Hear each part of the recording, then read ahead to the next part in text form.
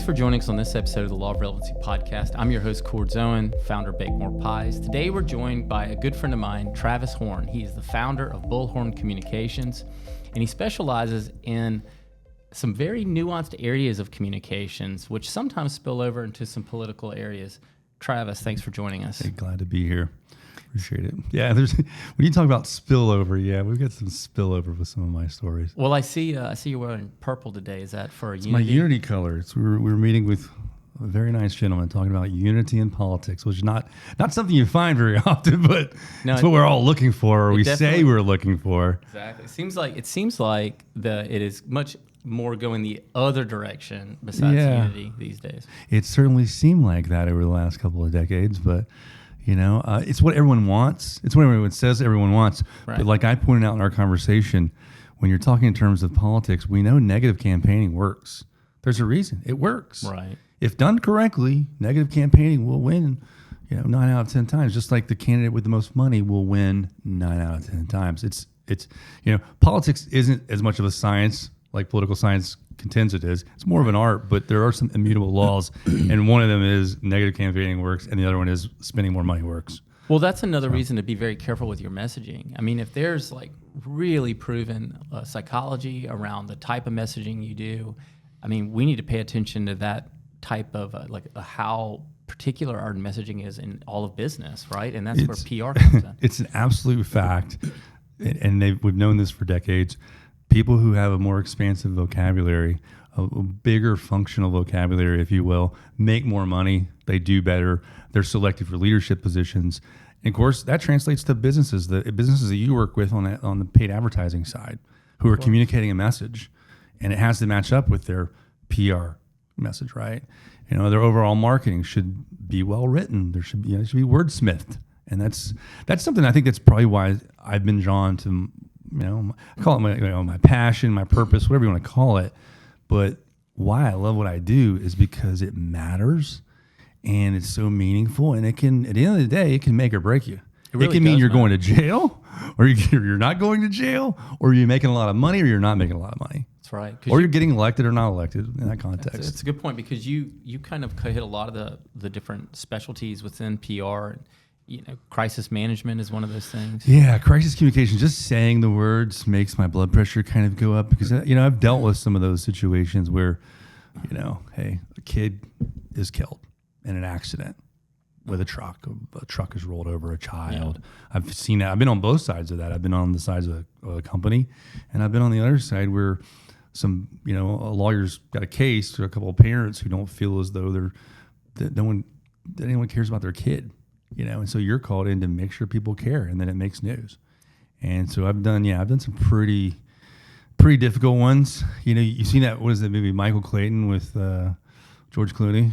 I've sometimes get some really crazy calls, and you just deal with it as best you can. And everything, of course, hey, if it's legal and there's a communications objective that needs to be met, I'll do it. Yeah.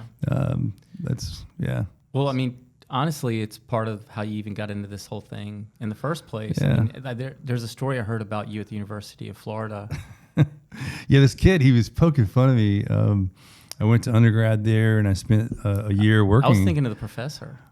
Let's see, which one was that? Well, you were doing the yourself. The professor, the one who hit me, because we got lots of exactly. There's one who hit me, one who wouldn't give me my book back. I'm talking about the one. And there's one that wouldn't talk to me because of politics. So I'm specifically talking about the one that hit you. Yeah, there was one that hit me. And then you had to do instant crisis communications for yourself by getting in front of the story, right? You say to the police who showed up, who actually saw him hit me first, okay? What happened was I was chairman of the local political party, and it was the re-election of George W. Bush. This guy came to the office, and I was holding the door open. I thought he was just a visitor. Heck, the state attorney was inside talking to young Republicans inside the office there. It was in a strip mall, and some of our elderly volunteers were in there working, making phone calls for the re-election effort. And this guy, I held the door open. He goes in, and he stands this cutout of George W. Bush up. He stands it up straight. He goes, "That's about right." And he goes, boom, and he hits it and knocks it over, and then turns around and walks out. And then, a a string of expletives. F you guys, this See and everybody that. putting their phones down. Oh yeah. Oh, the state attorney's in there again, and the young Republicans are in there, and they're like mortified. They kind of stop and watch. What's happening? The guy goes next door, orders some food. He comes back, proceeds to come back. He sees me standing out there talking to a colleague. He comes over to me. He's like, "You're just a stupid effing Republican. I got a PhD." And, look, I'm a little bit of a smart aleck at times. I can be. Yeah. You got to be thinking quick on your feet. And when he said those things, he said he had a PhD. I said, you could have fooled me. And that's when the guy hit me. Bam! He hits me right. He hit me hard. Sounds triggering. Square. That guy, he's probably been kicking sand in people's face and beating people up for years and years, right? You don't just start doing that, right? Yeah. You didn't just become a bully yesterday. Yeah. So he figured he was going to bully me. He even planned to hit a cardboard cutout. Well, exactly. So he hit me, and then the former paratrooper kicked in, which I was an 82nd Airborne. I don't want to talk about Navy SEALs or Marines. I was in the United States Army Airborne Infantry in the famed 82nd Airborne Division, and so I came back at him. I recovered rather quickly, even though he hit me and knocked me on the side of the wall, and it hurt my ribs. Later on, I thought I cracked my ribs. I did not, but so came back, put him down, and proceeded to educate him over and over on the. Some of your training from the I educated him on why he probably shouldn't be punching people in the face. So, and then the police came up, and I could see their 2 pairs of blue polyester legs, and I could just almost hear the nightsticks coming out. That sound those batons make when they roll them out.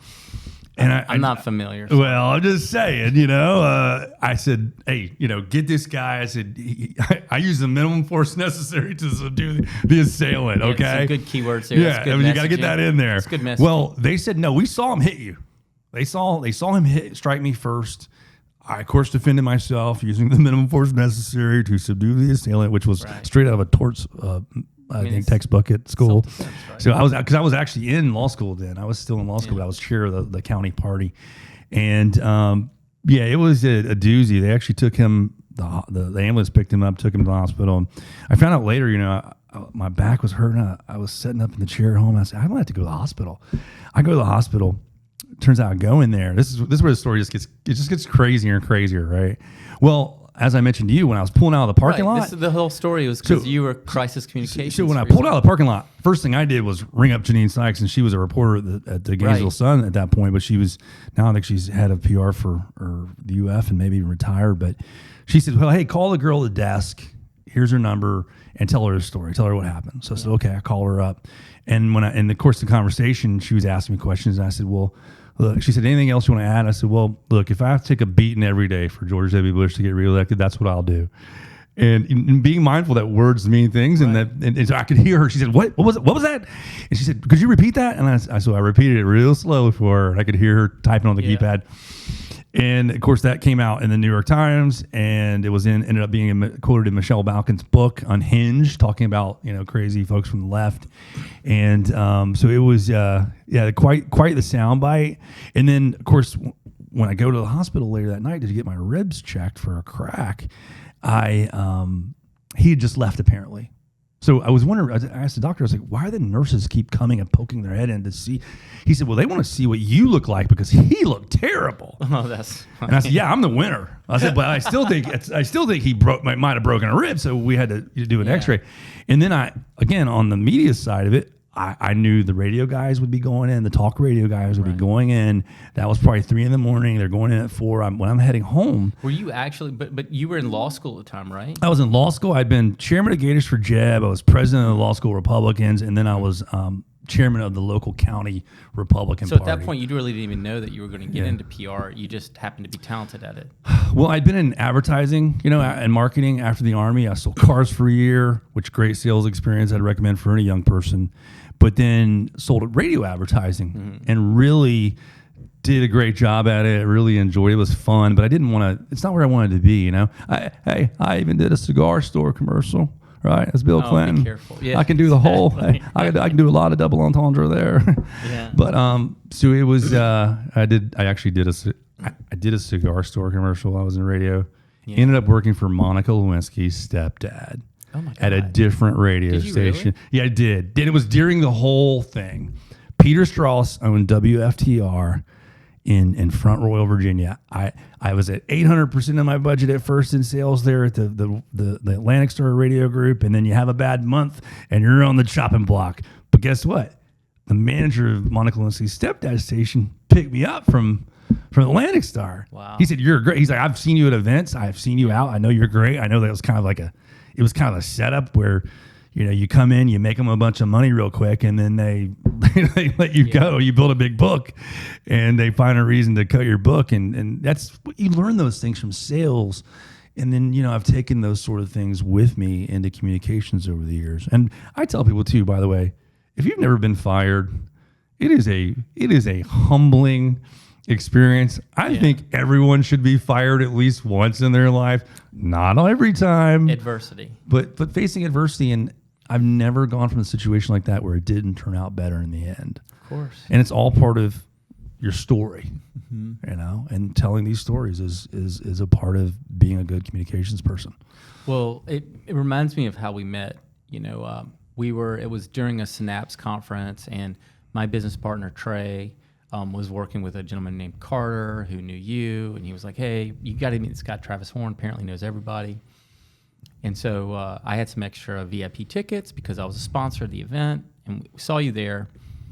And at that event, you were helping someone who had a mission around concussion awareness and around, proper protective gear for playing football, or maybe even modifying the game for young people. What's funny is I get hired a lot because of who I know, and if I jokingly say, if I don't know someone, I probably know someone who knows that someone. So, there's a lot of your listeners probably don't know what a Rolodex is, but I've got a pretty expansive Rolodex, sure. And a list of contacts for those of you who are generation. What generation are we on? Z here? I think we're in Z. We're in Z. But, so don't ask me what's next. I've never really monetized that, those connections per se, but I think maybe the fact that people know people certainly doesn't hurt when it comes time to hire you. But that particular client you're talking about, that is also public relations in a way. In a way it is, for sure. There's a business development element to it all. But the Mac Parkman Foundation, it's again, some of these stories are so emotional.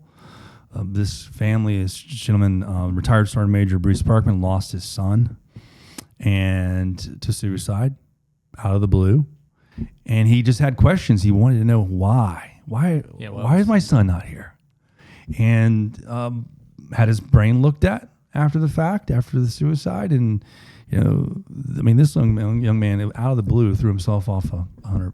There were a lot of lesions and whatnot in his brain, right? Yeah, they found damage to the matter of his brain, the gray matter, and so there's been a lot of ongoing testing. But his brain is in the brain bank at BU. Yeah, and these are the important stories that it's a lot. There's a big educational component to that, right? Obviously, I love football. I grew up loving football. I'm a Southeastern Conference guy. I played football, boys club in high school, right? Yeah. And at the same time, I also know we used to smoke in closed rooms like this. We used to ride in the back of pickup trucks. We used to do a lot of things that we don't do nowadays. Right. So maybe we're not, by letting kids during the most formative years of their lives get hit in the head, maybe we're not doing the right things. And so that's the really interesting part of my job, is taking some of those stories and then helping distill them and guide them down the path of story, And figuring out who needs to hear it. Well, a big part of that project is we wanted to be committed and focused on the science. Okay, right. The evolving, it's an evolving area of science. The doctors don't even know what to call when you get hit in the head. What do you call it? When there's an not so obvious injury, brain injury, what do you call it? We still don't know really. It's hard to even know that you have that injury. So subconcussive trauma, is a hit to the head. It doesn't rise to the level of a concussion, right? How do we gauge it? How do we measure it? How do we control it? And so what we've looked at communicating to coaches and teachers and parents and PTAs and school boards and organizations is that we have to track how many hits maybe kids are getting to the head. Right. And look for obvious signs or not so obvious signs, because they thought their son was just typically, a teenage depression, right? Typically a little antisocial because of that, or a little depressed and sleeping in. Things that you think are maybe normal might be an indication there could be a bigger problem. And so those are really, that's not crisis communications, but that has really been a difficult and absolutely at the same time one of the most rewarding projects I've ever worked on, where we get to help tell that story of tragedy to that family and help. But the bigger part is, Bruce and his family is just tremendous people, the whole family. His sister Suzanne works on it. His wife Perry has been very supportive, and their friends, and my friend Don, who's a Marine, who's worked on that project and really helped drive that train. But they're telling important stories that will impact people's lives. The damage you get to your brain as an adolescent, it could be with you forever. Right. And imagine, Bruce talks about, in fact, we should probably get him on your show here, on your podcast, because he talks so eloquently about all the lost, think of all the lost potential. Of course. Of all the kids. You see this kid and you're like, he wasn't acting right. He never did act right after, that car accident or something like that. I can tell you personally, when I grew up, I was always like medium or undersized in terms of like my actual physical stature. I was mean as hell, like when I was playing sports. And I always wished I could be the size of John Lynch, like a free safety or whatever. And did you play corner? I ended up being a kicker, and I played all the way to the college level. But I always wished I had the physical attributes and the skills and talent to be, a safety or a D-back or a running back or something like that. But I'm grateful nowadays that I didn't, because I didn't get hit in the head 10,000 times, know. By the way, the science on that is very compelling. And again, I think that that's something that we're going to see continuing to evolve. Yeah. So that story is ongoing, and it's really partially at least unwritten. But hey, the client, Bruce, has been on CNN. Of course, he's been on every major local television news outlet and talked about in the Tampa Bay Times. So, the story, though, continues. I really want to see them on big shows on 60 Minutes.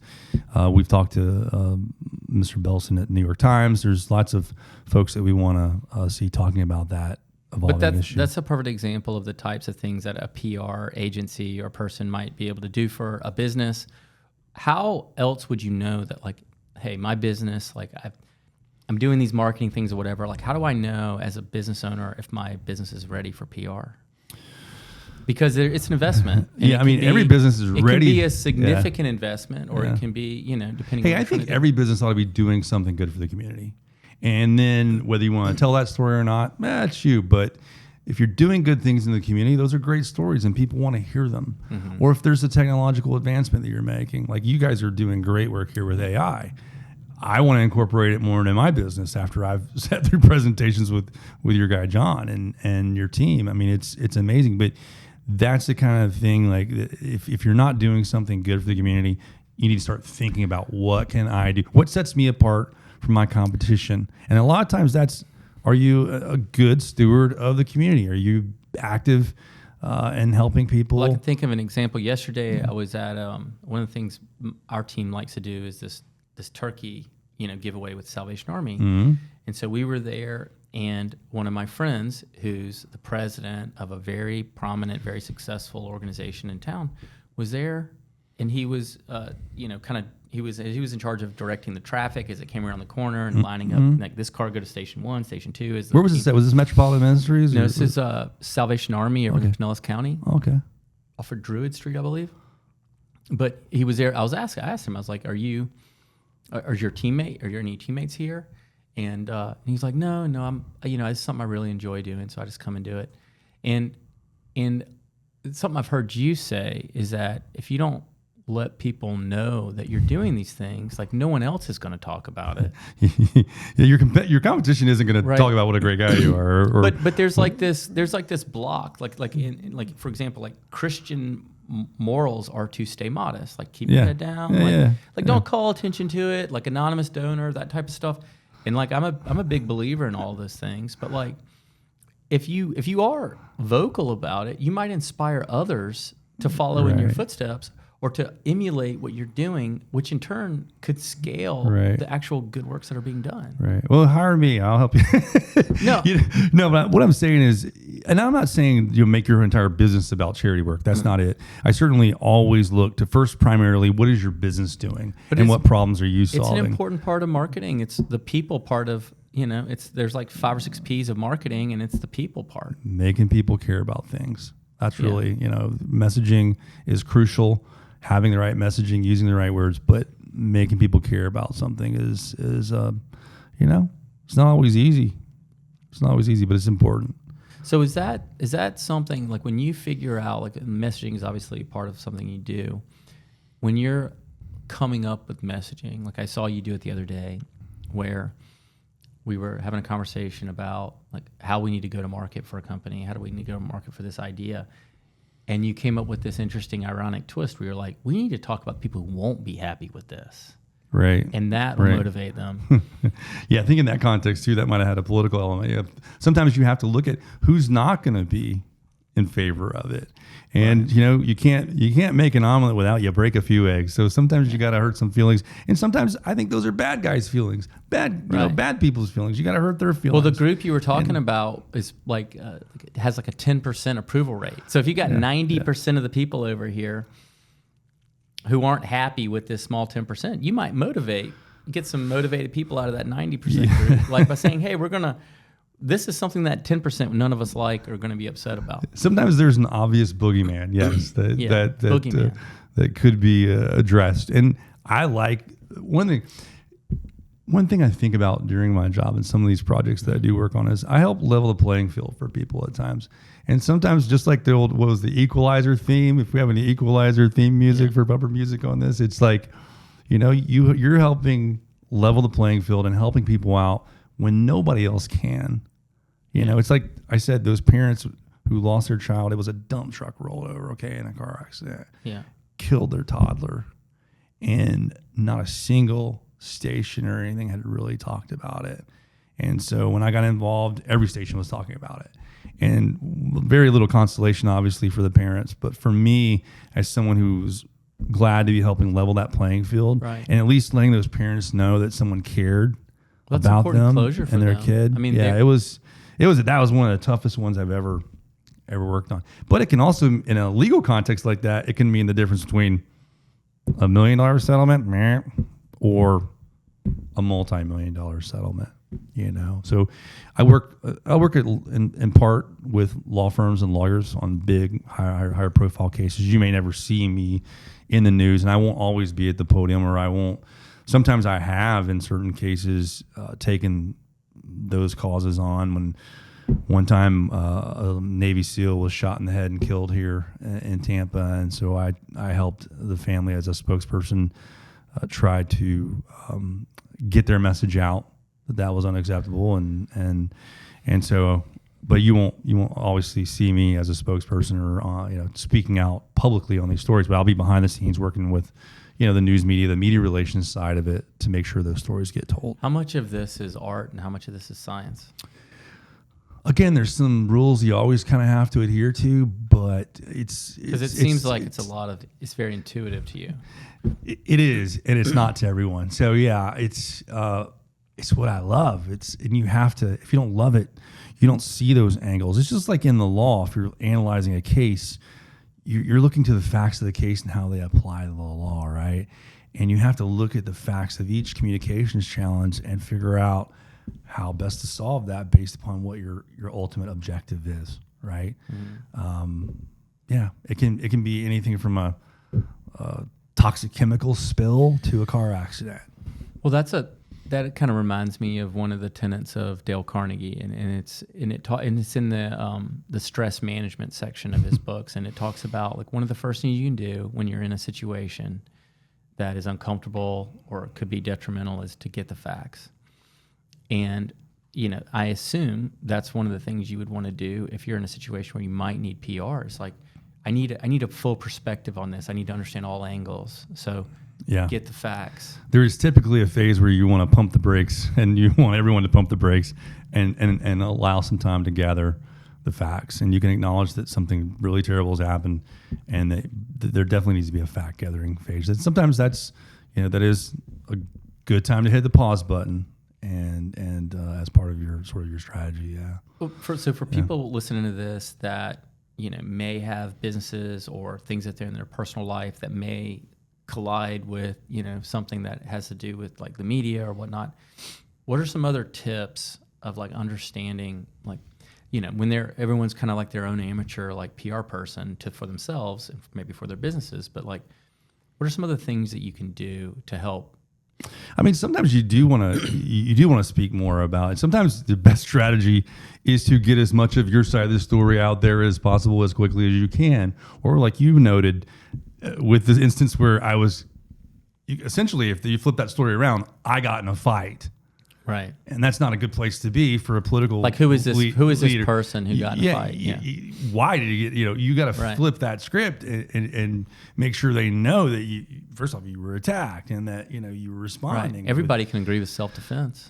You would think, but it can go south on you. So I wanted to definitely, in that instance, there's a strategy to get in front of the story, or at least, tactically to make some moves that would moving in that direction. So yeah, there's a lot of stuff on your check down sheet when it comes to those more complex crisis communications. Like sometimes issues. The best move is to do nothing. Well, and stay out of the limelight. Sometimes poking your head down a foxhole isn't a terrible strategy, but no comment is one. Okay, so I'll say this: no comment's never a good answer, and I will stick by that. And that's a good tip. As part of my media training, we talk about how to deal with those instances where you really don't want to comment, but you have to say something, and that you're going to circle back to them, what have you. But there's ways to handle those situations that don't make you look like a really bad person, and because you're typically all the facts aren't out there. You're not working with a bad guy or gal. They're just someone who may not have done it perfectly, or you got to help tell your story. I saw some lawyers who got their client up on the steps of a courthouse, and his ankle bracelet was showing. And I'm like, this is bad. This is really bad PR. This is not what you don't really want that, because again, picture's worth 1,000 words, right? That picture of your client standing up there looking not so good, almost caught off guard himself, and he's wearing a ankle bracelet. It just wasn't good for TV. And I wanted to call the law firm and actually leave them a crank call or leave them a message, say, hey, maybe you guys need to call me and we'll talk about your client's case. Right. So I'm glad to do free consultations. Sometimes it's not free if it's a difficult crisis communication. They call those unforced errors. It was definitely an unforced error. You don't want to do things that are going to call attention to, or cause judgment. To weaknesses that might not in your case. Might be in the wrong way. Yeah. Exactly. So. One of the things, let's talk specifically about like the news, right? And so news bites and your media training and everything. And like one of the things that people don't realize is that if a reporter's talking to you, what they're actually listening for are things like headlines. Mm-hmm. They're thinking of the who, what, when, and where. Right. And you may have like a really long story about what happened, but in the news, they've got time for this segment, and that segment might be 5 or 6 minutes. Mm-hmm. And so you probably need to figure out how to tell your story within like half of that time block, because they're going to try to run 2 stories in that one segment. And so it's really important to like cut to the chase, like be able to effectively tell your story. And so it's important, like especially if you're a public person, to get media training. Well, and so yes, recently we worked together on a case where it was a news story where typically 2 people would have been quoted in it, and that's the third person would have been the news person talking over the story. So we ended up with 5 people in that news story, and it was not easy to accomplish. We did it. I'm proud of it. I'm so happy and in fact elated that we actually made the client happy. We got everyone in there, and it was difficult. So it was difficult, and the news person really didn't want to do it. But sometimes too, when you have relationships with people, and you've built rapport, that does come into play. You're not going to always look. A lot of times, again, the best you can expect is to get as much of your side of the story in there as possible, and let the chips fall where they may. They may. If you say you've got the greatest plastic cup product that you're going to put on the market, and it's biodegradable, and it's going to save thousands of tons of materials going in our landfills, they might go and get an expert from the local university and say, well, we don't expect that it's really going to remove that much material from the, they might poo-poo your story. But in you other might words, get right? more coverage just by having a better soundbite. But exactly. The point is, you still got, okay, it wasn't perfect, right? It wasn't a perfect story. They didn't put a shill on the air for you to say it's the greatest thing since sliced bread. Right. But nonetheless, getting that story out there, it's not always going to be perfect. It's just like any business you start, it's not always going to be perfect, but you got to do it. Well, the and more you got to move towards it. Things that are authentic aren't perfect. Right. They're 4.5 stars, not 5 stars. Yeah. Right. And so, in the more believable, the more authentic something is, like a lot of times, the more legs it has. That's exactly right. It's, I don't get the easy calls. I always joke, I just don't get many easy calls. Although I will say, lately we've got a gentleman who wrote a book that's gonna be great. It's a Unity I've got a theme. cancer detecting You've got dogs project. cancer detecting puppies for kids. All right, I mean you got boom, boom, boom, boom. You got everything, but those important things, right? A great story that I think the media is going to love, and they're going to want to tell that story, right? So those are important things, but you gotta sometimes know how to tell them. That's it. It's my domain name is Your Story Amplified. Really, all I am is a conduit, as a bullhorn, Travis Horn, bullhorn, get it? Yeah. Is to amplify your existing voice, just like this microphone's doing. Yeah. And to help you tell that story to your various audiences. And I like figuring out what those audiences are and how do we talk to them.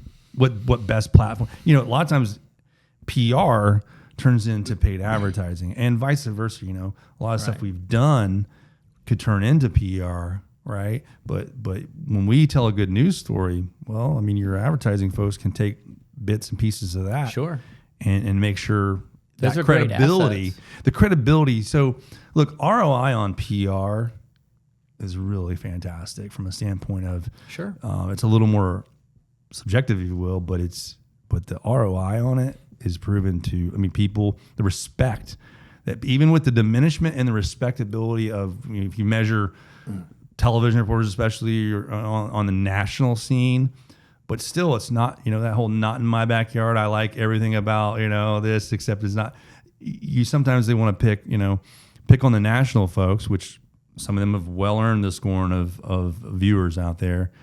But we also have great local news reporters who've been on the air for 30, 40, 50 years. Like John Wilson was on the air here for 50 some years, and we've had just some tremendous anchors like Reggie Roundtree over at 10 and different people over the years that have been trusted news sources, right? I think it's important to know why it's so effective. I mean, I'm a big subscriber to Aristotle's modes of persuasion, and so there's logos, ethos, pathos, and the ethos component has to do with trustworthiness. And a news story by itself has been vetted. It's been vetted by a journalist. That's how it got on the air. Right. And it's also been vetted by an editor, and that's why a lot of people trust the news, right? Especially local news. Local news has a lot less of the bias and some of the stuff that people look at in like a national platform.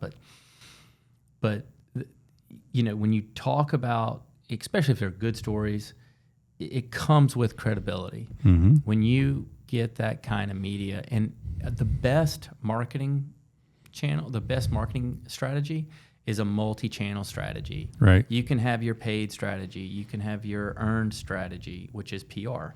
You can have retargeting and banner ads and outdoors and TV and everything kind of else. Digital stuff. Yeah. There's tons of things you can do, and so when we're putting together a plan, we want to try to figure out what are the most effective dollars, like how they need to be spent. And sometimes we'll work with a PR partner or like yourself, and we might look at where the client is at in that time, in that moment, and go, man, what they really need right now is we need to work on that credibility first, and then we're going to take that credibility and it's going to make all their ads twice as effective. Yeah, and I would tell all folks who are in the advertising space like you, advertising and marketing, benchmark those clients, take a look at them, explore the notion of, is some good press going to help us? Because again, they're celebrities in the press. You know, Right. can you imagine getting a client on Joe Rogan's podcast right now? As much as big as his audience is. Oh my God. So it's That'd be huge. Better get your server space amped up before you go on a show like that. I can tell you one of my proudest moments in business was a contact, and somehow got on a list of this gentleman who was a very prominent business.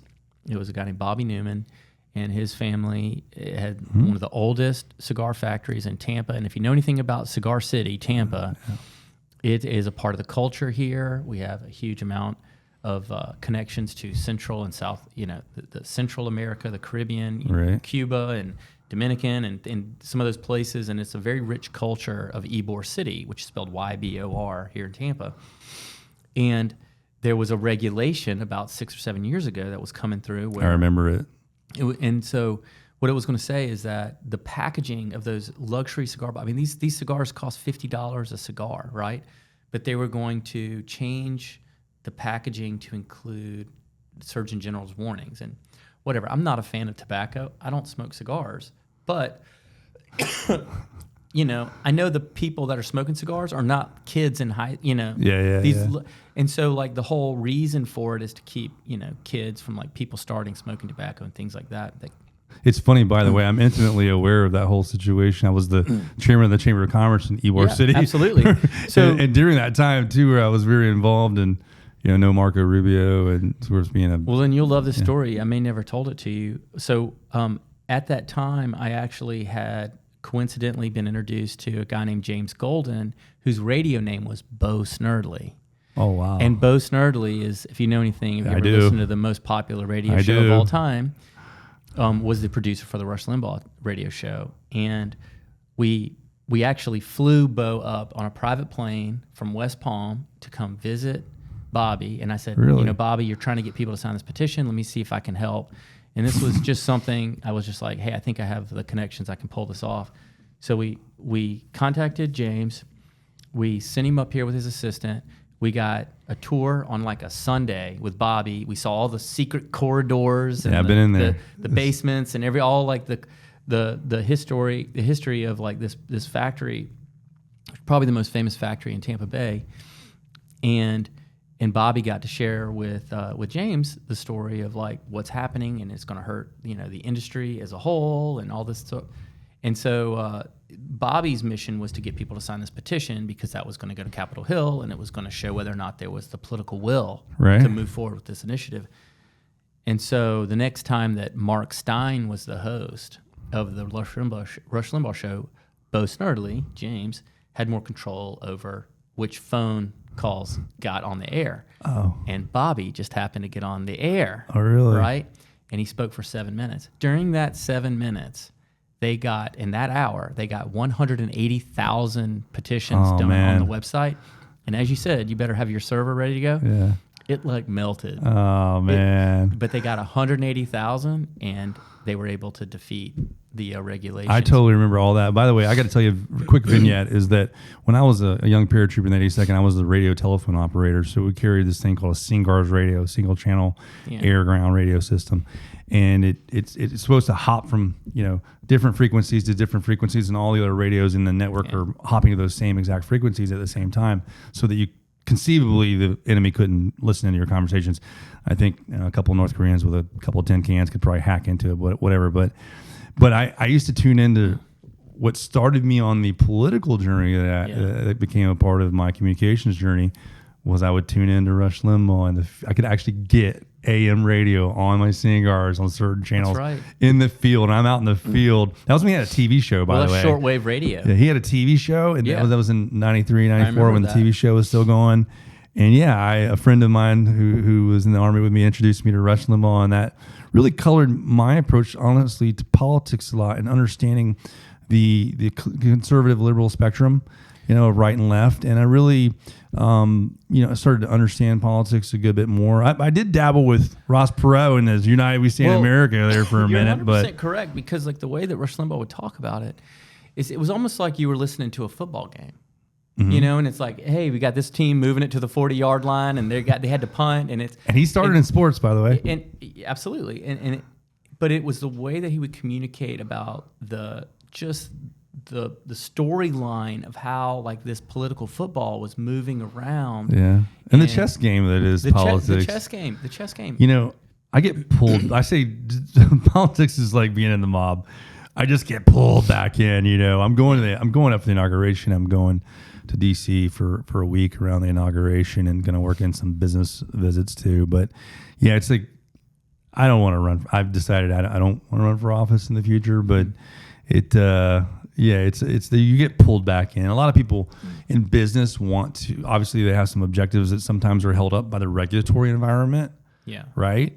Or it's just legislative.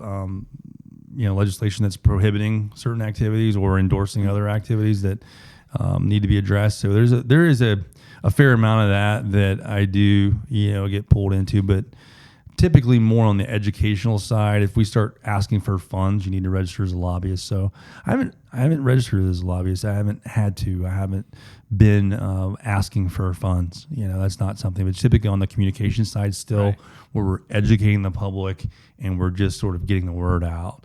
And so I'll take clients up to meet with political figures from time to time on that. But I'm not interested in being solely a lobbyist. I love the communication side of it. Right. And while I maintain that Rolodex and those contacts, and it's helpful in business, I don't want to. Certainly, people ask me, "You want to be a campaign?" They get it all confused. They're like, "You want to be a campaign consultant or a campaign manager?" No, I don't want to be on any of that. It's too much work, and it's not very good pay. And like certain campaigns recently stiffed some workers with bills. I'm always, if I deal with anyone in politics, it's money up front. It's like you're a criminal lawyer. Of course. When you're a criminal lawyer, you say bring the money in a bag and like money up front. Well, there's actually laws about that. Like when campaigns are not supposed to buy media without paying up front. It's supposed to be paid for. Right. Yeah, they're not supposed to carry a balance over. Well, as last thing here, let's talk a little bit about what's happening in your world and your industry, and like how AI is coming into the picture. Yeah, I mean, I've struggled with, do I brand myself as a non-AI agency? But I do like, I love the idea of maybe double checking some of the things. And of course, you're going to use maybe Grammarly or something to check to make sure you're not making a mistake in your writing or something. So that's AI as well. Of course. That would be AI. It's a spell check essentially. But I also want to keep that individual, unique human element to it. So when we talk in terms of generating press releases and things like that, if you want to use AI for parts of it, I think that would be fine. At the end of the day, in some of these things, it can be, if you're talking about a case where there was a killing or something, there's a life and death thing that happened. That's nuanced. You know what I mean? You need a human. They're important. Yeah. So you want some oversight until, as John thinks the AI is going to take over, and we're at that point where it is becoming very powerful in a sometimes scary way. We also want to make sure our adversaries in a political context don't get access to a lot of that stuff. So that's a really, truly interesting conversation. I look forward to watching AI and seeing how I can incorporate it more into maybe in the sales funnels and things. I do media training. So, and I have a sort of a curriculum that I haven't really marketed, done it privately, and it's on an individual basis with CEOs and political figures and leaders. I've flown all over the country.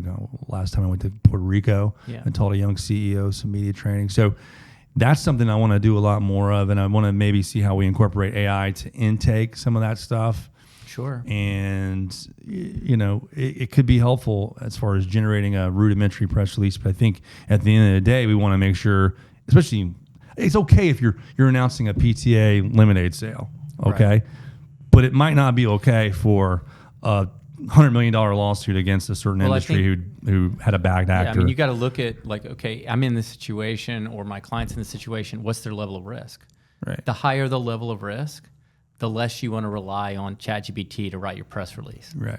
It's there's a corresponding effort to that for sure. Exactly. So where can we keep up with you, your thought leadership? Like, where can we find you? So new website going up here at yourstoryamplify.com. Mm-hmm. And we're going to, again, do some more media training in the new year. And that's one thing, media training boot camp. I teach a class on how to deal with the media, kind of an intro, very much, 101 type introductory class. I do that for all my clients. I make sure they all go through it. Absolutely. So they don't, because I tell them, I was like, look, if I see you throw your hand up at a news camera at the door when some investigative reporter ambushes you in your parking lot, I'm going to say you're not my client. That's not right. anymore, you're not. Because there's certain mistakes I don't want my clients, on those unforced errors you talked about, I don't want my clients making those mistakes. But also, I've always been very diligent about who do I want to associate with and who do I want to work with. Yeah. And even in the trades, when I was in advertising and marketing, when we were working with AC contractors or we were working with plumbers or electrical, I was very, very mindful. I've turned away clients in those spaces before because I heard that they weren't conducting themselves in the right fashion, and so only you can rest assured if I worked with one of them, and I worked with several here locally in plumbing, electrical especially, they were good people, and they were providing a great service for their clients that was typically superior in their industry. Yeah. And it just creates headaches for me. I don't need to be awakened at night by so and so did this and they're in jail right now. Well, I would say as a professional service or service business, like one of the things you do as your business matures is you can build a pipeline to the point where you can select who you're working with, and you can curate that group of people to where you can have whatever life you want to have that comes along with that business by selecting the right clients to work with. I would recommend that sort of approach or thinking for any. It is true. I do get to be more selective. I do get to be more exclusive and decide that, hey, you know what? The juice isn't worth the squeeze. We've come up with all kind of cheeky names with adding extra money because the person is difficult to deal with over the years. I don't typically want to work very much with folks in sporting sports celebrities or I don't know. I guess if we had any real rock and rollers, I'd do a rock and roller or a country star. Yeah. But even then, anytime you're working with a celebrity per se, there could be some challenges, and you need to be compensated to deal with that extra stress level.